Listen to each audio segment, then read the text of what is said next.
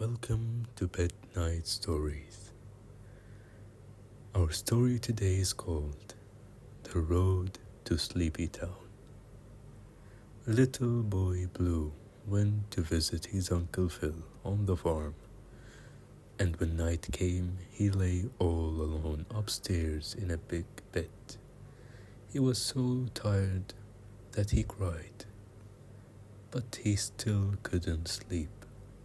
He missed his mother tucking him in and giving him her good night kiss.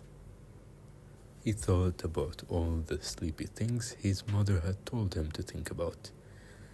He tried counting sheep, jumping over a fence. He hummed a lullaby, but his eyes were still wide open when Fairy Moonbeam peered in and hummed, "Hello, little boy. In your pajamas, are you on your way to Sleepy Town?"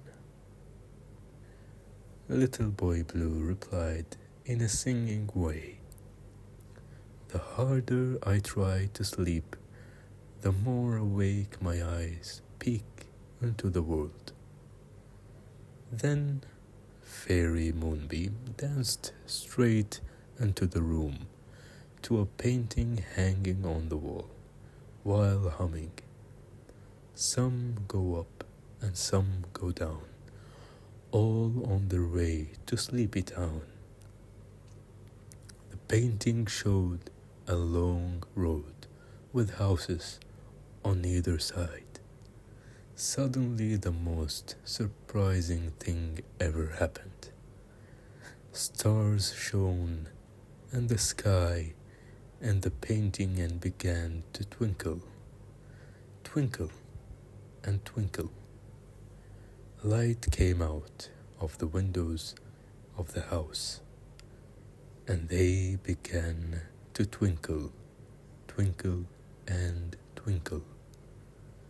Fairy Moonbeam said, "Little boy, although I don't know your name, let's just step over the painting's frame together."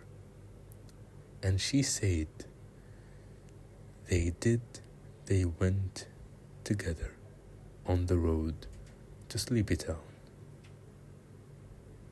As Little Boy Blue looked back, he saw 100 other children stepping over the painting's frame, and he saw all his little friends following him. There was Betty with her new doll close to her, and Bobby with his teddy bear. Little Mary was coming too, dragging her cart behind her. A sleepy old man lit lamps all along the road and hummed, "Right foot, left foot, up and down. That's how we march to Sleepy Town." They saw a sleepy old windmill turning and turning around and around, and the windmill buzzed. "Here they come with a smile and a frown, on their way to Sleepy Town." At that moment, Betty sat down and fell asleep under the windmill. The rest of the children walked on.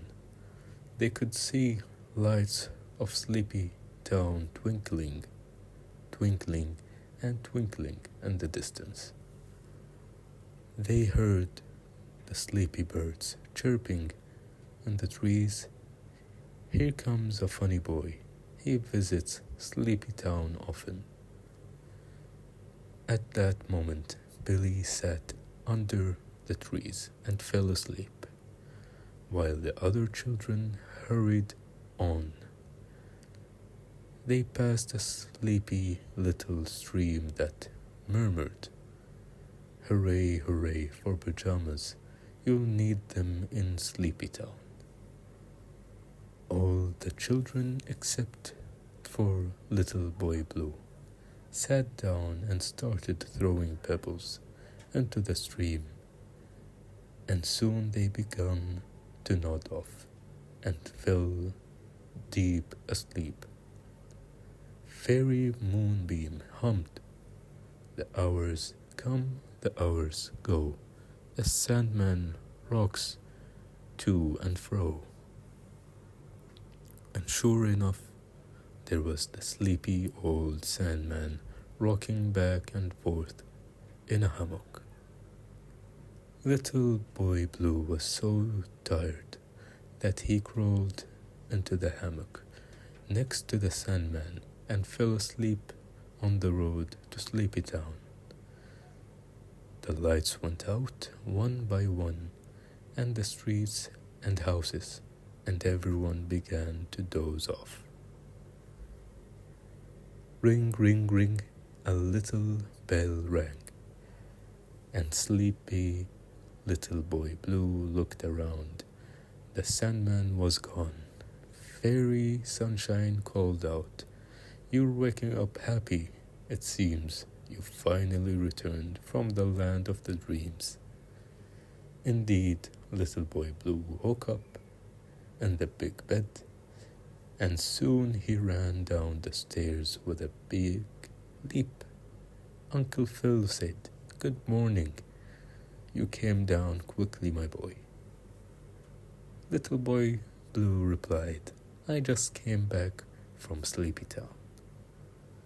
But the most surprising part of the story is yet to come. Listen.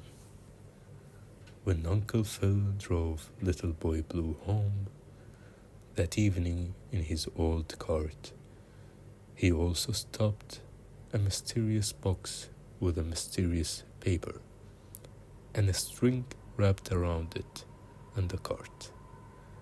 When they arrived, he handed the box to Boy Blue. Inside the box were small papers and small paper streetlights and small paper houses and windmills and trees, and a tree with a hammock for the Sandman.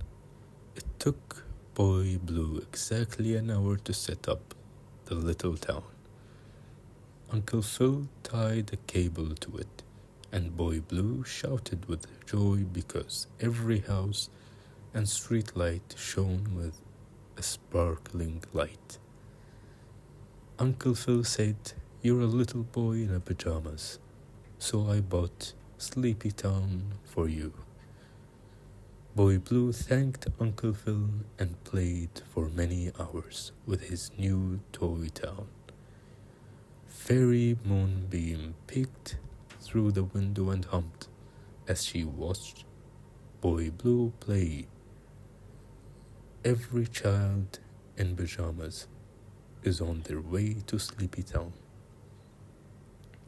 Her voice was so sleepy, so sleepy, so incredibly sleepy, that while she sang, even Uncle Phil, who was telling the story, fell asleep.